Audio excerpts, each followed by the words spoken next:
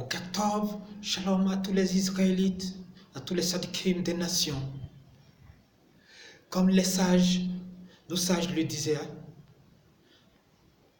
la sagesse vient d'Israël, la sagesse des nombres, la sagesse du prince vient d'Israël. Et la sagesse des lettres, du pardon, de la miséricorde, de la sédéka vient des nations qui façonnent surtout la beauté, l'intelligence de la beauté. Comme vous le savez, nous sommes sur la plateforme Analyse et Solutions dans les murs de Dieu. Plateforme où nous donnons, nous faisons d'abord l'analyse et ensuite nous donnons des solutions aux situations politiques de notre temps. Aujourd'hui, nous allons parler de l'impeachment,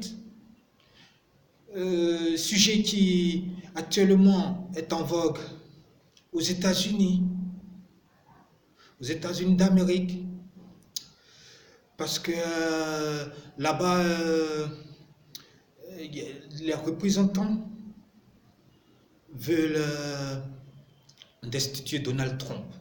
Nous allons analyser la situation, nous allons analyser ce qui se passe là-bas et donner la solution en restant sur le chemin de la vérité, sur le chemin de l'Esprit Saint, puisque nous sommes sur la plateforme Analyse et Solutions dans les murs de Dieu.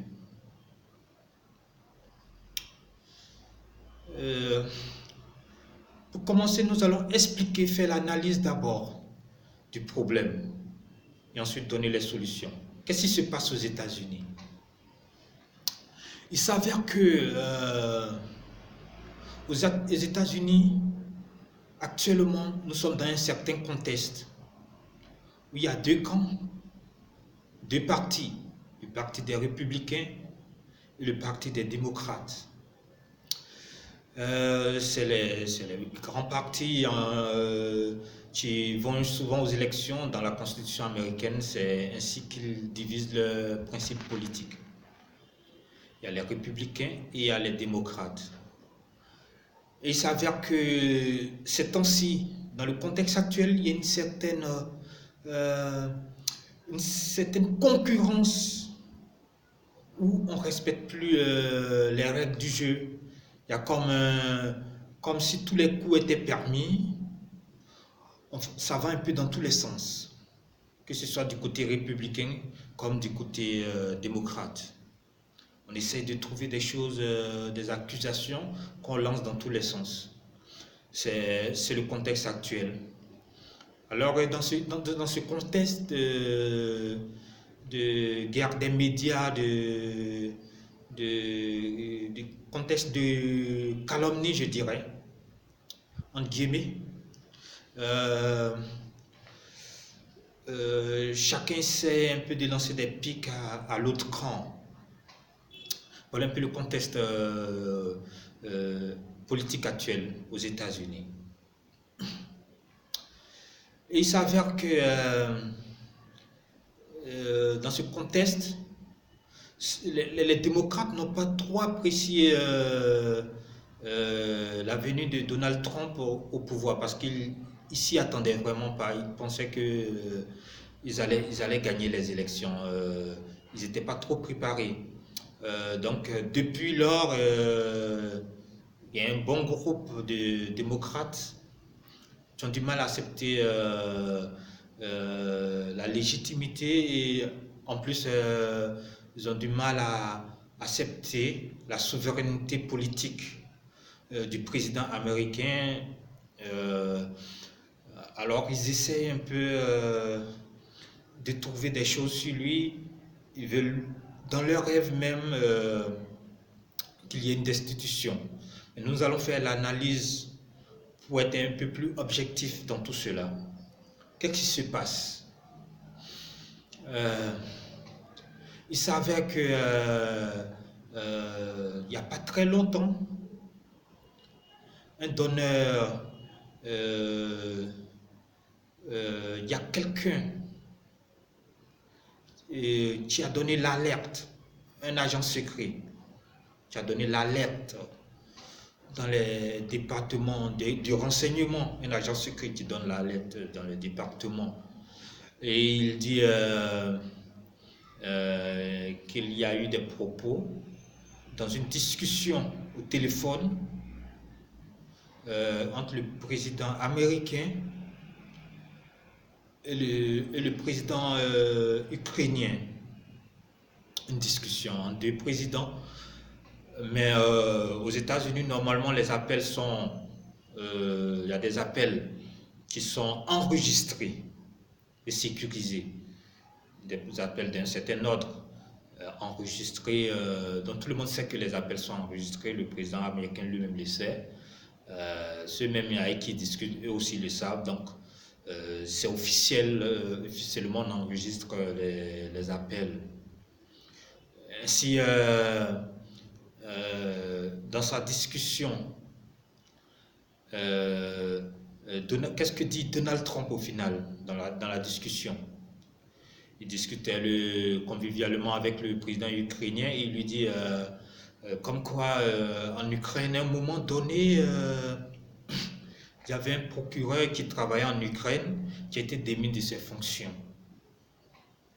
Est-ce que vous ne pouvez pas faire une enquête là-dessus, histoire de sortir un peu ce qui est sorti, ce qui s'est passé à une certaine époque? À une certaine époque, il y a cela peut-être 2 ou 3 ans.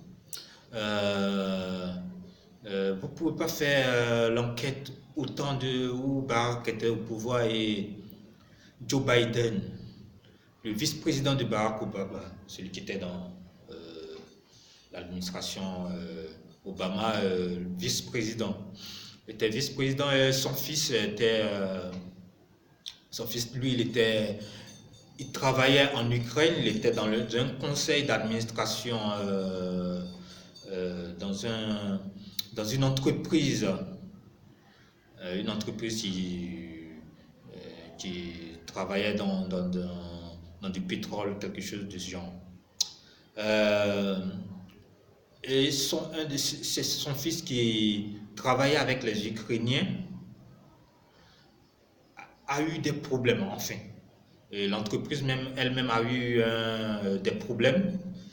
Et il y a un procureur là-bas qui s'est levé de lui-même, qui a dit que non, il y a de la corruption dans l'entreprise ukrainienne où le fils de Joe Biden travaille. On va à l'essentiel, hein, on ne va pas rester sur des détails, on va purement à l'essence parce qu'on a beaucoup de choses à dire. Donc j'essaie de vous sortir l'essence même du problème. Qu'est-ce qui se passe alors? Joe Biden, à l'époque, qui était vice-président, Donald Trump le soupçonne en fait d'avoir limogé ce procureur qui voulait, dans sa bonne volonté, faire une enquête sur une entreprise. À l'époque, Donald Trump n'était pas au pouvoir.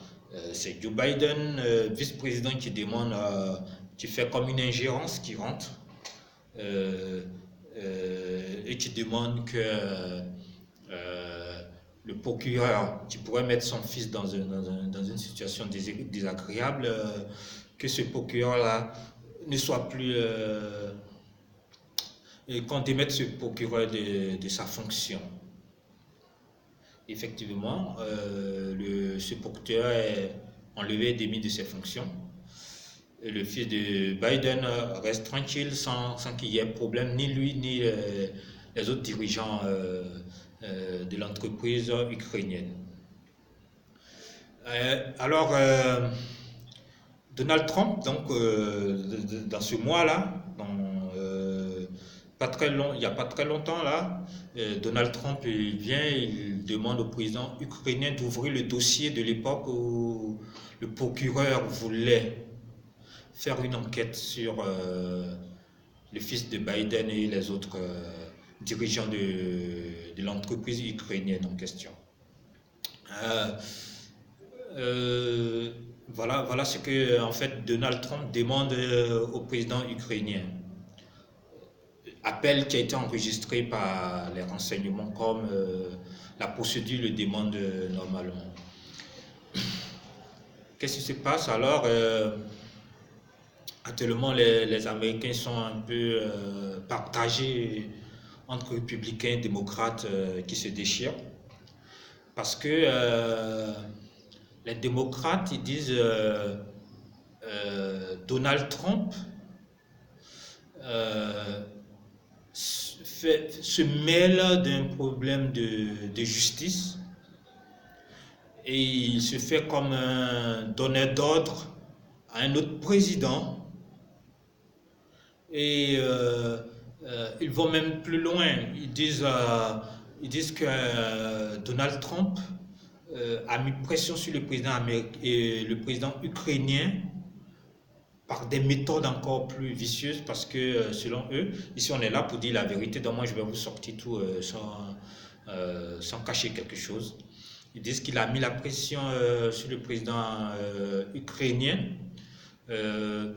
en bloquant près de 390 milliards et plus de 10 millions de dollars, 390 poussières de dollars américains destinés à l'Ukraine précédemment, avant qu'il n'ait eu l'appel, comme selon eux, selon eux, influencer le président ukrainien somme qui avait été gelée avant qu'il y ait eu appel entre Donald Trump et le président ukrainien. Les démocrates alors disent que Donald Trump aurait usé de son influence, de sa position pour essayer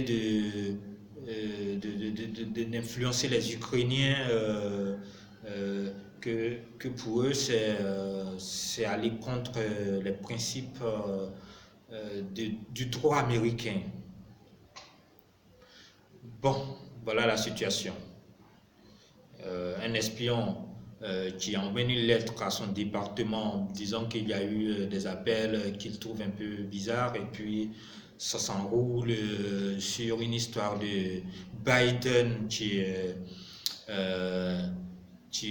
aurait pu être impliqué dans une affaire ukrainienne d'où il a fait sauter un procureur. Voilà un peu la situation. Bon, ça c'est l'analyse. L'analyse et après, la représentante, la présidente démocrate des représentants décide, elle, de demander, de lancer une enquête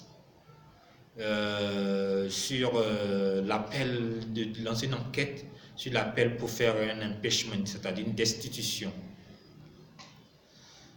Voilà la situation. Donc actuellement, ils sont sur l'enquête et ils pensent, les démocrates pensent pouvoir arriver à une destitution du président américain. Un impeachment. Bon, nous allons être un peu plus scientifiques là-dessus, sans prendre parti. Nous allons travailler ça un peu et essayer de ressortir la vérité, car nous sommes des hommes de Dieu. Nous n'aimons pas prendre position sans l'analyse qui conviendrait, sans qu'il y ait des preuves, sans qu'il y ait une justice dans l'établissement entre les deux camps.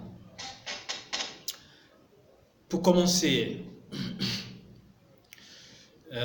l'affaire se passe en Ukraine. Donc, pour avoir les preuves, c'est en Ukraine, il faut avoir toutes les preuves et le véritable contexte de ce qui s'est passé sur Biden et de son fils, qui étaient là-bas. Les Ukrainiens, d'abord, un procureur qui se lance une affaire, parce qu'il faut aller au début du problème, il ne faut pas prendre le problème au centre, au milieu, et puis essayer de brader. Il faut aller au début du problème pour donner la solution. Pour commencer, au début, au commencement, pour résoudre un problème, il faut toujours aller au commencement et voir la fin après.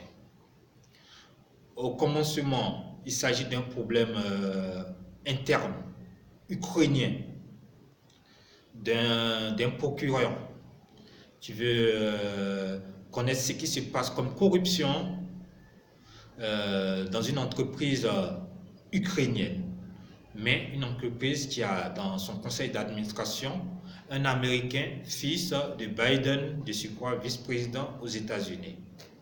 Donc une affaire interne ukrainienne qui après éclabousse l'Amérique tout entière.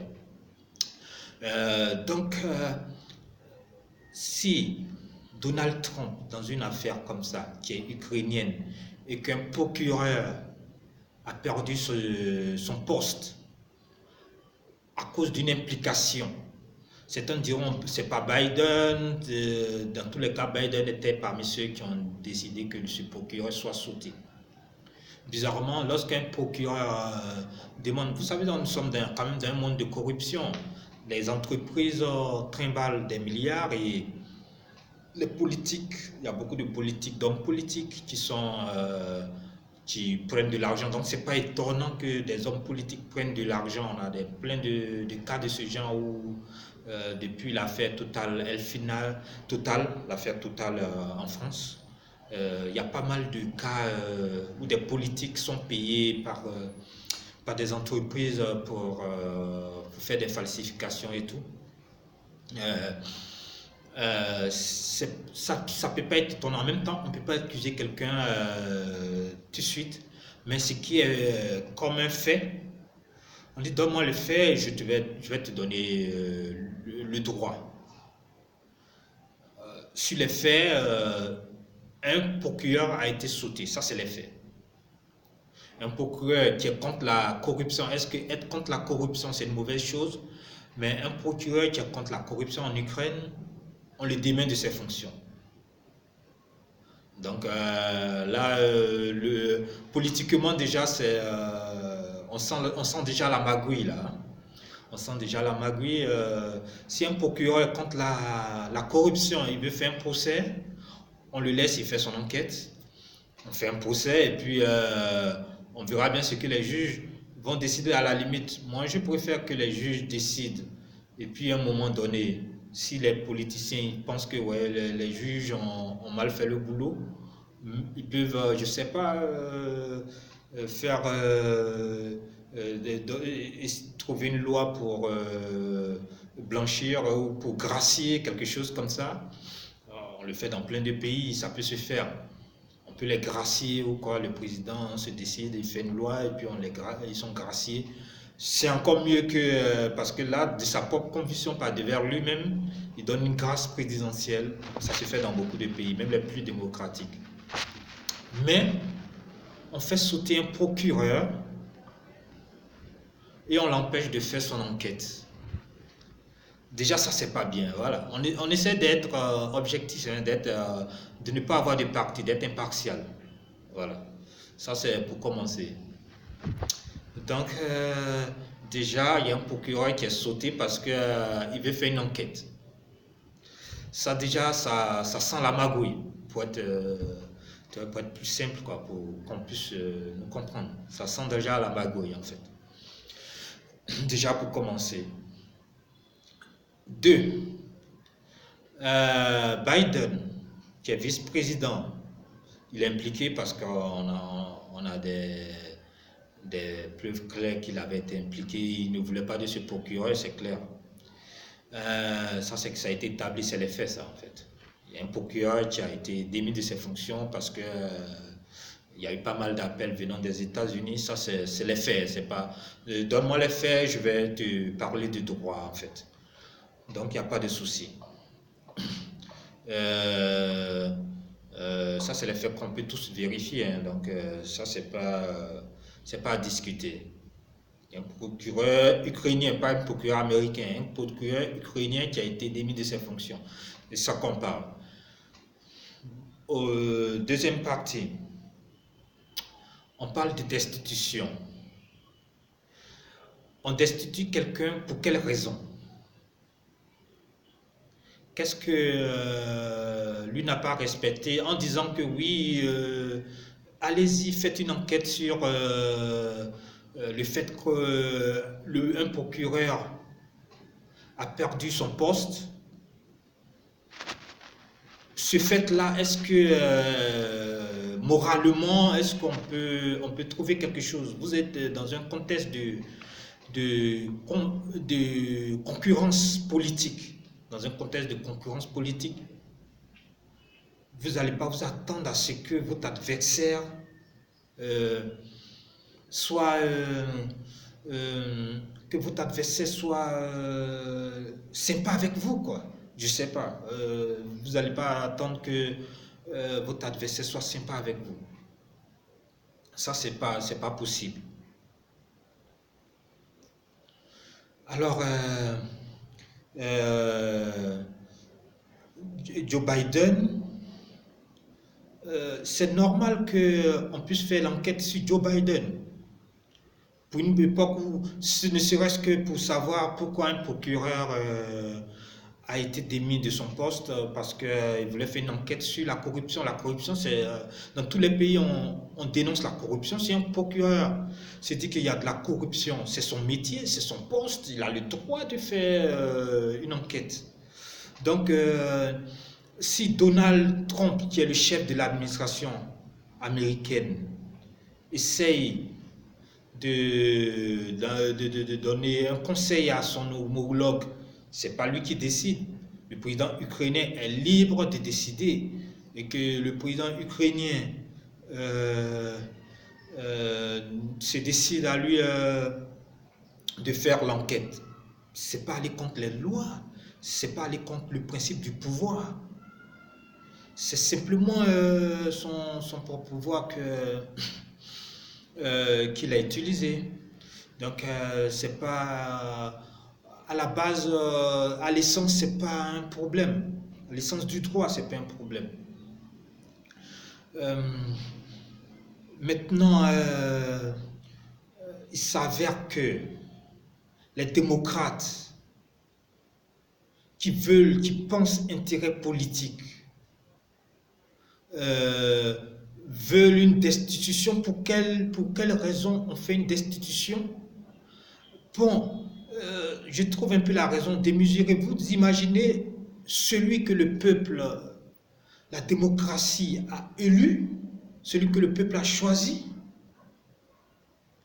disons celui que le peuple a aimé, si l'on doit le destituer parce que il a discuté à l'extérieur avec un président. Que ferons-nous de tous ces présidents qui envoient des armées à l'étranger,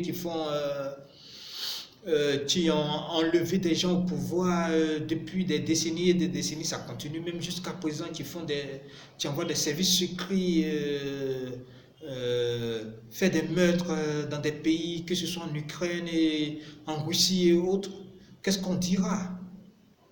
Qu'est-ce qu'on dira quand les Russes emmènent des espions tuer des citoyens en Angleterre, et que l'Angleterre se fâche, l'Angleterre a des incidents diplomatiques avec la Russie, et on a des preuves d'empoisonnement et tout. Qu'est-ce qu'on fait alors pour le président russe? On ne va plus parler avec le président russe, on va mettre le président russe en prison. Qu'est-ce qu'on fait? Qu'est-ce qu'on veut de notre démocratie? Qu'est-ce qu'on veut du républicanisme? Est-ce qu'on veut que dans une république, lorsque le peuple va élire quelqu'un, c'est une pression, il n'a même pas fini son mandat, c'est une pression d'un groupe, c'est pas tout le pays tout entier sous la pression d'une partie, et qui est l'opposition. On doit enlever un président qu'est-ce que le principe de la démocratie devient? Cela veut dire que les gens ne vont pas finir leur mandat et puis chaque fois on va les destituer. Là, je suis en train de parler d'un problème à l'essence, je suis en train de parler des principes même fondateurs de la démocratie, à l'essence. Est-ce que on a prôné la démocratie disant que le peuple va choisir pour que les aristocrates, disons les sénateurs et les autres représentants, décident, eux, de changer le choix du peuple? Qu'est-ce qu'on prépare pour le futur si on rentre dans l'escalade d'une injustice pareille? Qu'est-ce qu'on veut de la démocratie de nos jours? On veut la voix du peuple, ce que le peuple choisit. On veut que les institutions soient respectées. On veut que les institutions choisissent leur politique internationale ou pas, ou alors on veut simplement que ça soit un problème d'ego entre des partis qui magouillent entre eux et qui trouvent la possibilité de supprimer le choix du peuple, de faire un coup d'État démocratique entre guillemets. Qu'est-ce qu'on veut? Il faudrait savoir. Maintenant, pour avancer, n'oublions pas que dans le passé, Bill Clinton a eu un problème avec Monica Lewinsky. Un problème qui est encore plus grave, puisqu'il s'agissait là d'un problème sexuel, d'harcèlement et tout. Qu'est-ce qui s'est passé? L'impeachment n'est pas passé. Ça n'a pas été accepté. Problème des démocrates encore. Ils doivent se rappeler qu'il y a eu un tel problème avec eux. C'est pas passé. Ils auraient dû comprendre que désormais ce genre de magouille où on déboulonne les institutions,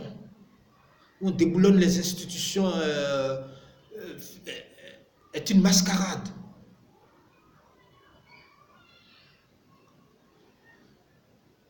Bill Clinton était dans un problème comme ça.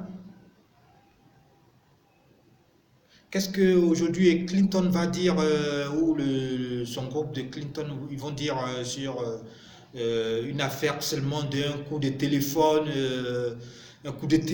et puis on destitue un président après des millions qu'on a dépensés pour faire les élections, des millions qu'on a dépensés pour les urnes et tout, pour l'organisation des élections, pour chaque ville, pour chaque représentant. On va enlever un président simplement pour un coup de téléphone. J'essaie de mesurer un peu, nous essayons un peu de mesurer un peu la situation, de ne pas être dans une logique démesurée que les médias essayent d'inspirer, dans la masse en fait. Parce que les médias aussi sont un peu coupables de tout ce qui se passe. Ils adorent orchestrer dans la masse de telles visions erronées. Et ils transforment ce qui est dérisoire en une montagne sans importance. Voilà, donc déjà vous avez compris un peu le problème. On est allé au début jusqu'à, et puis on est arrivé à faire sortir pourquoi l'Amérique n'arrive pas à comprendre, parce que la destitution, c'est pas sur des raisons pareilles, où la démocratie devient une dictature aristocratique. Ça devient une dictature aristocratique. C'est-à-dire les aristocrates qui se lèvent, les dirigeants qui se lèvent et qui démettent celui que le peuple a élu. Ça devient une dictature aristocratique.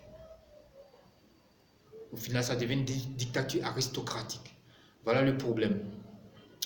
Donc, nous allons dire aux Américains de se ressaisir. Nous allons demander aux démocrates solennellement de se ressaisir et de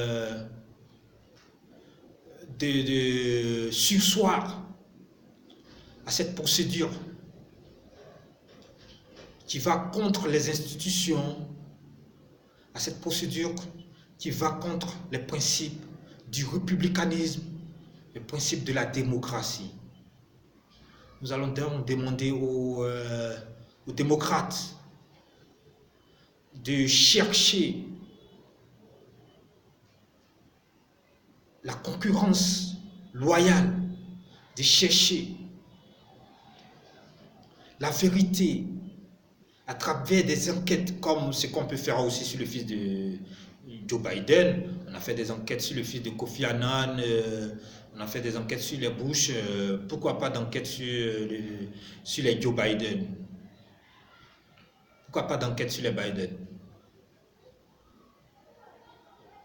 Donc, sur ce, nous n'allons plus pas dire grand chose, nous allons seulement dire qu'on essaie de s'inspirer un peu des principes de l'Esprit de Dieu, qui était dans un respect du pouvoir et aussi un respect de la justice. Et non, le pouvoir dans Israël, c'était le pouvoir des sages. C'était le pouvoir de la justice. On laissait les juges décider et non les notables fortunés décider, les aristocrates décider. C'était ça le principe. Donc, nous allons demander que les Américains rentrent dans la lumière du républicanisme. Que le Seigneur nous inspire de plus en plus et que l'harmonie soit dans toutes les nations. Amen.